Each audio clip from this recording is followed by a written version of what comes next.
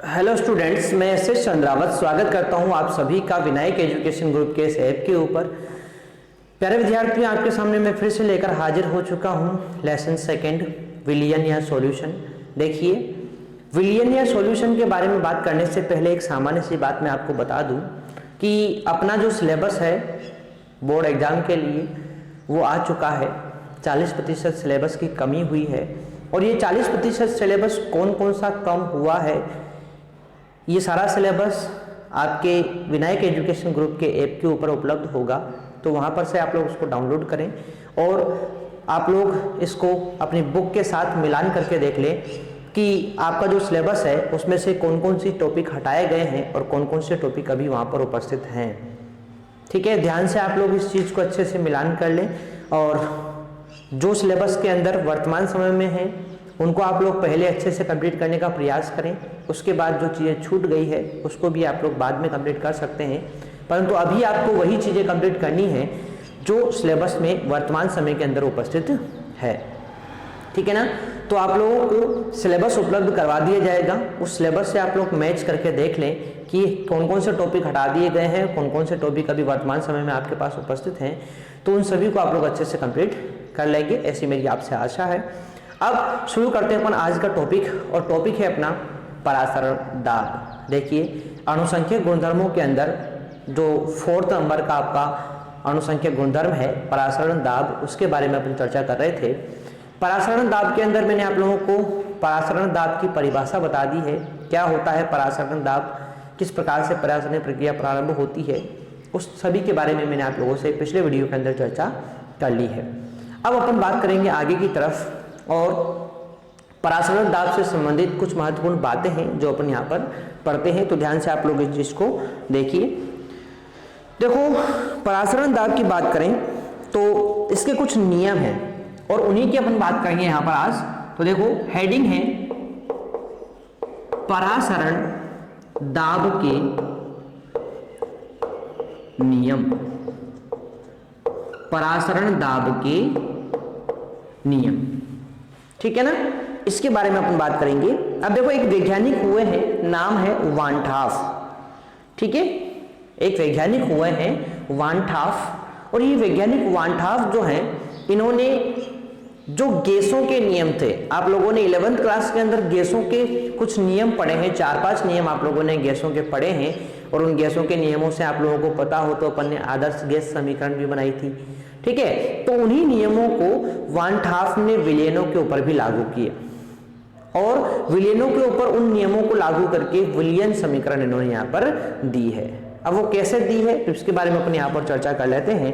तो ध्यान से आप लोग देखिए, वैज्ञानिक वान ठाफ ने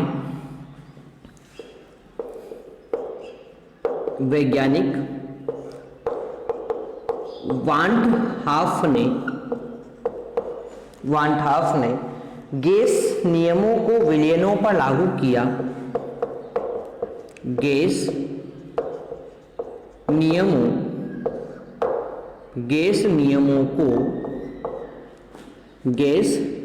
को विलयनों पर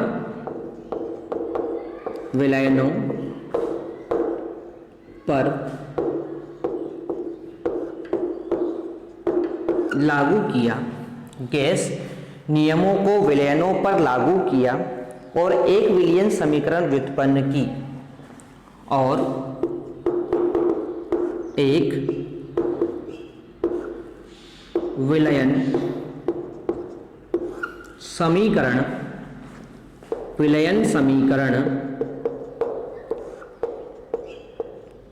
व्युत्पन्न की। विलियन समीकरण व्युत्पन्न की, जो निम्न प्रकार हैं। अब देखो, किस प्रकार से इन्होंने विलियन समीकरण उत्पन्न की है, उन सब के बारे में अपन यहां पर विस्तार से चर्चा करेंगे, जो निम्न प्रकार है। ठीक है, इसमें सबसे पहला है बॉयल वान ठाफ नियम। बॉयल वान ठाफ नियम, बॉयल वान ठाफ नियम। ठीक है, नियम बोलता है कि निश्चित ताप पर, नियम है निश्चित ताप पर विलयन का परासरण दाब, विलयन का परासरण दाब, विलयन का परासरण दाब उसकी सांद्रता के समानुपाती होता है, उसकी सांद्रता के समानुपाती होता है, समानुपाती होता है। यानी कि यहां पर परासरण दाब तो क्या है, पाई से अपन ने माना था, और सांद्रता क्या हो जाएगी, C हो जाएगी। तो ये आपस में एक दूसरे के समानुपाती होते हैं। ये कौन बोलता है, आपका बॉयल का नियम बोलता है। अब चूंकि आपको पता होना चाहिए कि सांद्रता जो होती है C, वो तनुता के व्युत्क्रमानुपाती होती है। तनुता का व्युत्क्रम होती है कौन, सांद्रता। तो आप लोग इस C की जगह 1/V भी लिख सकते हैं। तो एक फॉर्मूला अपने पास और आ जाता है, C समानुपाती 1/V भी हो सकता है, सॉरी पाई समानुपाती 1/V भी हो सकता है। ठीक है ना। तो ये कौन है, ये है आपका बॉयल नियम, जो आप लोगों को यहाँ पर ध्यान रखना है। ठीक है ना। उसके बाद अगला आता है सेकंड नियम, और वो है 1/2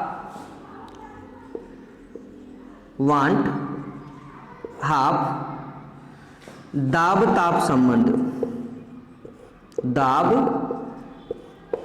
ताप संबंध, 1/2 दाब ताप संबंध। ठीक है ना। तो ये एक और नियम आप लोगों को ध्यान रखना है, निश्चित सांद्रता तथा तनुता पर, सुनो ध्यान से, नियम है निश्चित सांद्रता तथा तनुता पर, यानी कि सांद्रता भी निश्चित कर दिया और तनुता भी अपन ने क्या कर दी, निश्चित कर दी है। तनुता पर विलयन का परासरण दाब, विलयन का परासरण दाब, परासरण दाब उसके परम ताप के समानुपाती होता है, उसके परम ताप के समानुपाती होता है, परम ताप के समानुपाती होता है। यानी कि पाई समानुपाती T, पाई समानुपाती, भाई परासरण ताप तो होता है पाई और परम ताप क्या होता है T, इसके समानुपाती ये होता है। तो देखो मैंने आप लोगों को बताया है कि वान-हाफ एक वैज्ञानिक हुए हैं जिन्होंने गैस के नियमों को विलयनों पर लागू किया। अब गैस के नियमों के अंदर एक बॉयल नियम था, आपको पता हो तो, उस बॉयल नियम को इन्होंने बॉयल वान-हाफ नियम बना दिया। क्या बोलता है वो नियम कि निश्चित ताप पर विलयन का परासरण दाब जो होता है वो उसकी सांद्रता के समानुपाती होगा, यानी परासरण दाब पाई जो होगा वो सांद्रता C के समानुपाती होगा। अब सांद्रता C को अपन 1/V से भी लिख सकते हैं, तो पाई समानुपाती 1/V भी आप लोग यहाँ पर लिख सकते हैं। ये होता है बॉयल वान-हाफ नियम। उसके बाद वान-हाफ दाब ताप संबंध की बात करें तो देखो निश्चित सांद्रता व तनुता पर विलयन का परासरण दाब जो होता है वो उसके परम ताप के समानुपाती होता है, यानी परासरण दाब पाई जो होगा वो ताप T के समानुपाती होता है। अब देखो यदि इन दोनों नियमों को मिला दिया जाए, मैं ना इधर साइड में लिख देता हूं इस चीजों को, तो उपरोक्त दोनों नियमों, उपरोक्त दोनों नियमों को मिलाने पर, अब देखो भाई इनको मिलाने पर क्या होगा भाई, देखो पाई समानुपाती 1/V है, क्या है यहां पर पाई समानुपाती 1/v है और पाई की समानुपाती कौन है, t है। अब जब दोनों एक दूसरे के समानुपाती, दोनों पाई के समानुपाती हैं, तो आप लोग क्या लिख सकते हैं, पाई समानुपाती t तो आ जाएगा गुणा में, और ये है क्या, इंटू 1/v हो जाएगा। यानी आप लोग ऐसे बोल सकते हैं कि पाई समानुपाती t/v हो जाएगा। क्या हो जाएगा, पाई समानुपाती t/v यहां पर हो जाएगा। अब यहां से क्या होगा भाई, जैसे ही मैं समानुपाती हटाऊंगा तो स्थिरांक आता है यहां पर, तो पाई बराबर लगाते ही क्या जाएगा, स्थिरांक s आ जाएगा बटे v यहां पर आ जाएगा, एस टी बटे क्या हो जाएगा, v अपने पास यहां पर हो जाएगा। और यहां पर ये चीज आपको यहां पर समझ में आनी चाहिए, बराबर हटाते ही स्थिरांक, सॉरी बराबर लगाते ही स्थिरांक यहां पर आ जाता है एस टी बटे वी, वहां पर आपको पता है आर आता था गैस स्थिरांक है ना। चलो तो इस प्रकार से आप लोग उसको यहां पर लिख सकते हैं। अब देखो आगे बात करें तो देखो इस पाई इस वी को मैं क्या लाता हूं इस पाई के साथ में, तो क्या बन जाएगा, पाई वी बराबर बन जाएगा एस टी, पाई वी बराबर बन जाएगा क्या, एस टी। तो ये आ गई है आप लोगों के लिए एक मोल के लिए क्या आ गई है, विलयन समीकरण आ गई है भैया, ठीक है, एक मोल के लिए विलयन समीकरण है ये। अब यदि आपको n मोल के लिए निकालनी है तो उसके लिए अपन क्या करेंगे, n मोल के लिए निकालने के लिए n से गुणा कर देंगे, यानी पाई वी बराबर NST हो जाएगा, और ये हो जाएगी n मोल के लिए, यानी 2 3 4 मोल कुछ आपको दिए हुए हों तो उसके लिए n मोल के लिए विलयन समीकरण हो जाएगी, विलयन समीकरण ये हो जाती है, ठीक है ना। तो इस प्रकार से ये दोनों समीकरण आपको ध्यान रखनी है, 1 मोल के लिए विलयन समीकरण और n मोल के लिए विलयन समीकरण, दोनों चीजें आप लोगों को यहाँ पर ध्यान में रखनी है, ठीक है ना। तो आशा करता हूँ आपको ये सारी चीजें अच्छे से समझ में आ गई होगी, ठीक है। चलो तो ये था अपना विलयन समीकरण जो वान ट't हाफ ने बताया था, और ये बात आपको यहाँ पर समझ में आनी चाहिए, ठीक है। चलो तो ये चीज अपन ने समझ ली है। अब यहाँ पर एक चीज आ गई है एस, इस एस को अपन समझ लेते हैं, सुनो ध्यान से। जैसे आप लोगों ने गैस समीकरण के अंदर आपको पता है गैस समीकरण आपने क्या पढ़ी थी, पीवी बराबर nRT पढ़ी थी, तो वहां पर R शब्द काम में लिया जाता है, यहाँ पर S शब्द काम में लिया जाता है। वहां पर गैस समीकरण थी इसलिए उसको गैस स्थिरांक बोलते हैं, यहाँ पर विलयन समीकरण इसलिए उसको बोलेंगे विलयन स्थिरांक कहेंगे, ठीक है ना। तो वो चीज अपन यहाँ पर क्या होती है S, इसके बारे में थोड़ी सी चर्चा यहाँ पर कर लेते हैं। तो ध्यान से आप लोग इस चीज को देखिए, ठीक है, साथ के साथ नोट भी आप लोग उसको करते रहें ताकि अपन कम समय में जो है बहुत अच्छे से सारी चीजें कंप्लीट कर पाएं। चलो देखिए आगे, तो S के बारे में थोड़ी सी बात करें तो देखो यहां S विलयन स्थिरांक है, क्या है, विलयन स्थिरांक है। यहां S विलयन स्थिरांक है जिसका आंकिक मान, यानी जिसका मान जो होता है ना वो R के समान ही होता है भाई, जिसका आंकिक मान गैस स्थिरांक R के समान होता है। किसके समान होता है, R के समान होता है। गैस स्थिरांक किसके समान, R के समान इसका मान होता है। अतः S के स्थान पर R भी लिखा जा सकता है, तो जरूरी नहीं है कि आप S ही लिखो, उसको R भी आप लिख सकते हैं। अतः S के स्थान पर R भी लिखा जा सकता है, क्योंकि दोनों का आंकिक मान तो क्या होता है, समान ही होता है भाई, ठीक है। मात्रक अलग हो जाएंगे पर आंकिक मान समान रहेगा। तो आप लोग समीकरण क्या लिख सकते हैं, पाई वी बराबर nRT, ये भी आप लोग लिख सकते हैं और इसमें कोई गलती आपकी नहीं होगी, ठीक है। तो ये था अपना विलयन समीकरण के बारे में बात, जो यहीं पर पूरी तरह से समाप्त हो गई है। आशा करता हूँ आपको ये बात बिल्कुल समझ में आ गई होगी, ठीक है ना। अब अपन को तो वास्तव में पढ़ना क्या होता है, अपन को तो पढ़ना होता है अणुसंख्यक गुणधर्म और अणुभार में संबंध। तो बस उसी के बारे में अपना आगे चर्चा करने वाले हैं। ध्यान से आप लोग इस चीज़ को देखिए, ठीक है। चलो, तो अगला टॉपिक अपना आता है और वो है आपका परासरण दाब और विलय के अनुभार में संबंध, ठीक है।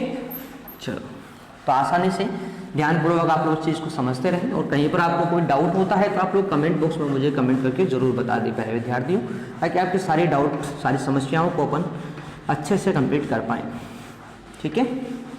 चलो, तो ध्यान से आप लोग देखिए इस चीज़ को। परासरण दाब व विलयन के अनुभार में संबंध, ध्यान रखें, परासरण दाब व विलय के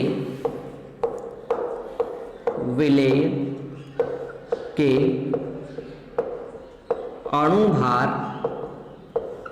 में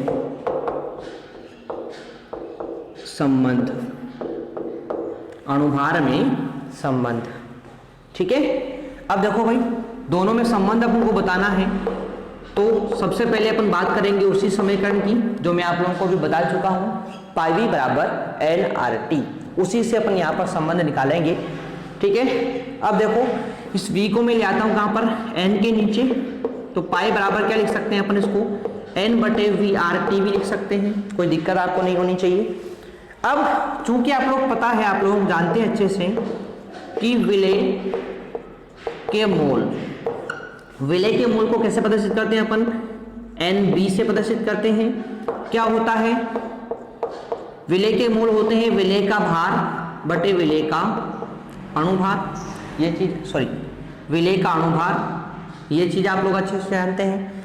तो मैं विलय के मोल की जगह, n की जगह पर ये मान रख सकता हूं भाई। चलो, तो क्या जाएगा यहाँ पर, पाई, साथ के साथ आप लोग समझते चले इस चीज को, बहुत अच्छे से आपको समझ में आ जाएगा। n की जगह पर क्या लिखेंगे अपन, WB बटे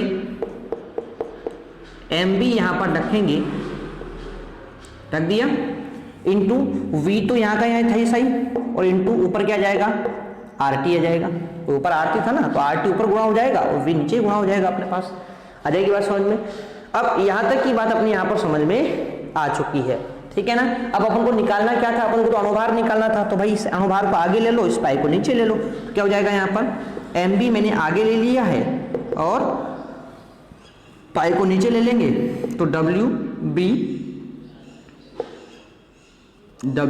इसको थोड़ा सा अपन बड़ा लिख देते हैं ताकि आपको स्पष्ट दिख जाए, WB RT बटे पाई नीचे आ गया और V यहाँ पर था, यही आपका अणुभार, विलय के अनुभार MB और परासरण दाब पाई में संबंध होता है, जो आपको यहाँ पर ध्यान रखना है, ठीक है ना।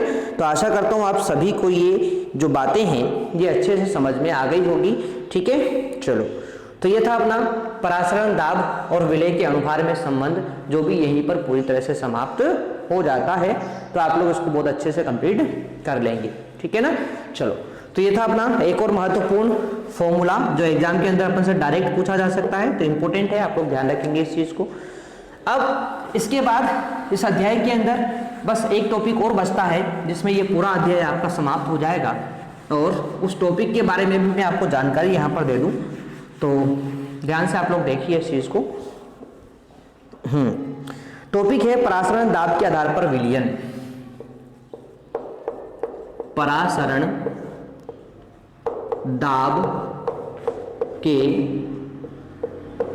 आधार पर विलयन। तो परासरण दाब के आधार पर जो विलयन है उसके बारे में बात करें, तीन प्रकार के विलयन होते हैं परासरण दाब के आधार पर। एक होता है समपरासरी विलयन, ठीक है। इसके बाद एक होता है आपका अति परासरी विलयन, अति परासरी विलयन, और नेक्स्ट होता है आपका अल्प परासरी विलयन।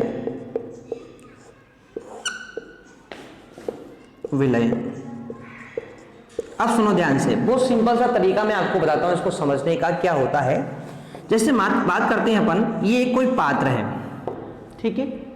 इस पात्र के अंदर इस प्रकार से दो पार्ट्स अपन ने किए हुए हैं। एक के अंदर विलयन ए भरा हुआ है, एक के अंदर विलयन बी भरा हुआ है, ठीक है ना।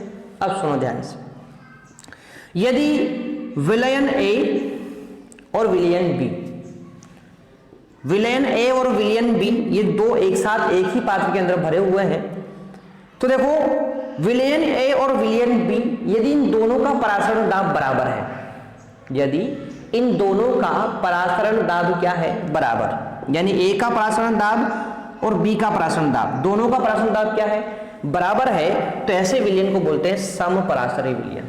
आ जाएगी बात समझ में। दोनों कोई दो विलयन है, तुलना कर रहे हैं अपन, दोनों विलयनों का परासरण दाब बराबर है तो उसे बोलेंगे समपरासरी विलयन।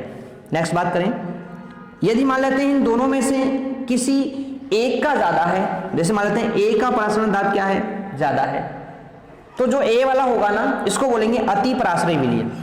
एक का ज्यादा है ना, किसका ज्यादा है, ए का ज्यादा है, इसलिए ए के को क्या बोलेंगे, अति परासरी विलयन कहेंगे, और जिसका कम है उसको बोलेंगे अल्प परासरी विलयन। तो भाई तुलना की गई है, ज्यादा कोई खास बात नहीं है। यदि दोनों विलयनों का परासरण दाब समान है तो बोलेंगे समपरासरी विलयन, किसी एक का ज्यादा है तो ज्यादा वाले को बोलेंगे अति परासरी, कम वाले को बोलेंगे अल्प परासरी। तो बस यही अंतर है जो अपन को यहाँ पर ध्यान रखना था। तो परिभाषाएं अपन इसकी नोट कर लेते हैं, आशा करता हूँ आपको इसको समझ में अच्छे से आ गया होगा।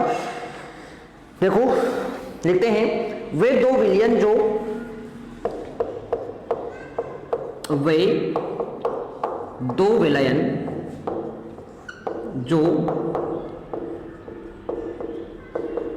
अर्धपारगम्य झिल्ली से, वे दो विलयन जो अर्धपारगम्य झिल्ली से पृथक होने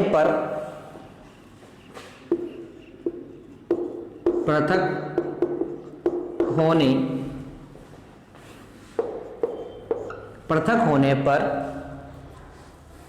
विलायक का बहाव नहीं होने देते, विलायक का बहाव नहीं होने देते, अर्थात जिनके परासरण दाब समान होते हैं, जिनके परासरण दाब समान होते हैं, परासरण दाब समान होते हैं, समपरासरी विलयन कहलाते हैं, समपरासरी विलयन कहलाते हैं। ठीक है, ध्यान रखें इनकी मोलर सांद्रताएं भी समान होती है ना। एक चीज ध्यान रखेंगे आप लोग कि इनकी मोलर सांद्रताएं भी समान होती है, इनकी मोलर सांद्रताएं भी क्या होती है, समान होती है। और आगे बात करें अपन अति परासरी विलयन की, तो दो भिन्न परासरण दाब वाले विलयनों में से दो भिन्न परासरण दाब वाले विलयनों में से वह विलयन जिसका परासरण दाब अधिक होता है, वह विलयन जिसका परासरण, इस चीज को आप लोग ना बोल बोल के पढ़ा करें ताकि आपको थोड़ा अच्छे चीजें याद हो जाए। तो वह विलयन जिसका परासरण अधिक होता है अति परासरी विलयन कहलाता है, अति परासरी विलयन कहलाता है। ठीक है, और जिसका कम होगा वो क्या कहलाएगा, अल्प पराश्रयी विलयन कहलाएगा। ठीक है, तो इसकी भी परिभाषा लिख लेते हैं कि दो भिन्न परासरण दाब वाले विलयनों में से वह विलयन जिसका परासरण दाब, दो भिन्न परासरण दाब वाले विलयनों में से वह विलयन जिसका परासरण दाब कम होता है अल्प परासरी विलयन कहलाता है। ठीक है, चलो, तो ये था अपना अध्याय 2 जो पूरी तरह से यहाँ पर समाप्त हो गया है। आप लोग इसको अच्छे से कंप्लीट कर लीजिएगा। मिलते हैं अपन नेक्स्ट में, तब तक के लिए टेक केयर, बाय विद्यार्थियों।